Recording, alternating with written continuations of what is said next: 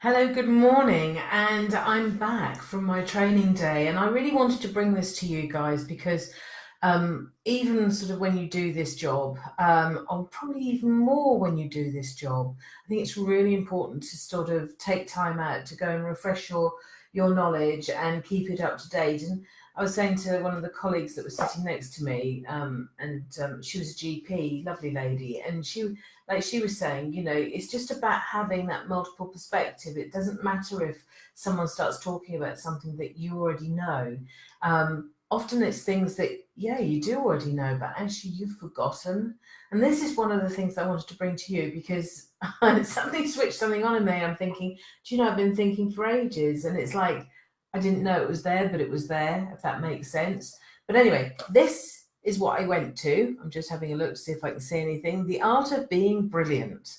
Um, and it was the co-author of the sequel to this that was leading on the training, and it was full of positive psychology. And it sounds a bit ugh, but it wasn't. It sort of flew in the face of your traditional psychology, which often looks at deficits. And as you all know, me being an NLP trainer and master practitioner and coach and all the rest of it, it's very much about what are your skills, where are you now, what have you got that we can use to make you shine and allow you to release your endless possibilities.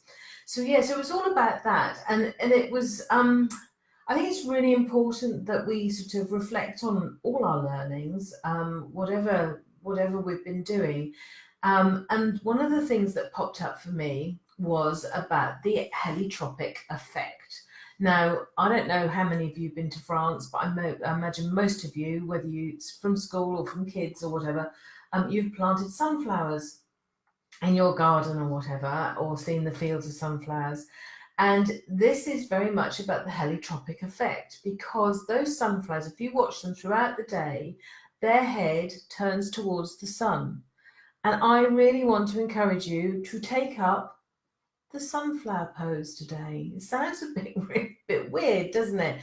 But actually, I've seen so many coaches. They actually specialize in the law of attraction. And good morning, Abby. Thank you for joining me. Good morning. Good morning.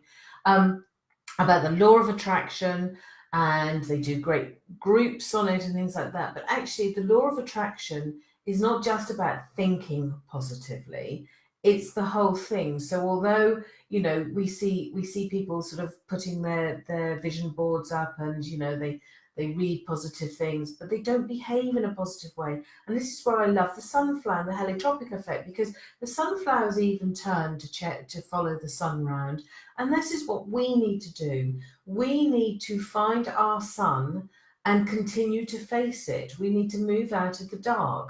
Now, that comes in so many different guises. So it's not just our thought patterns and our thought processes, but it follows up, like I said, with action.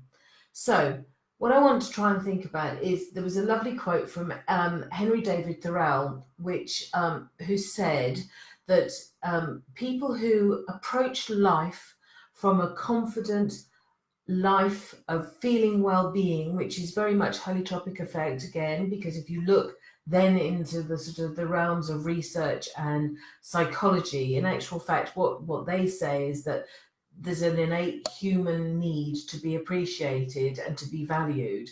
And there is. So if you're actually taking from that stance and you approach life and today from that feeling of well-being, you will get profound, effortless success. And I've seen it so many times. And it is, we talk about sort of if you imagine a glass that's full to 100%, and you ask on there in that glass, what level are you positive about your life? So that life, your life is kept in that glass.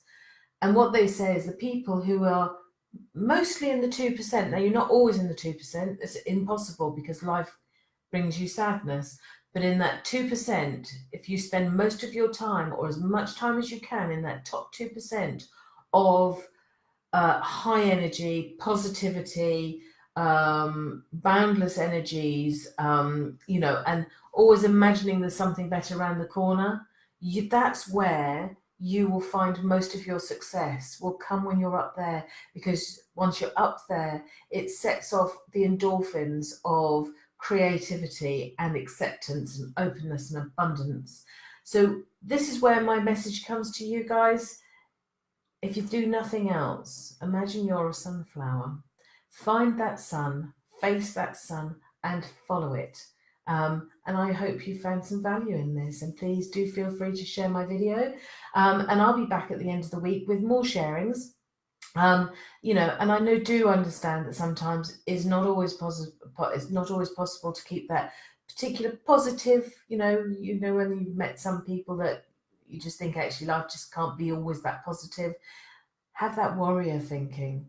How am I going to turn this ship around? That'll do it.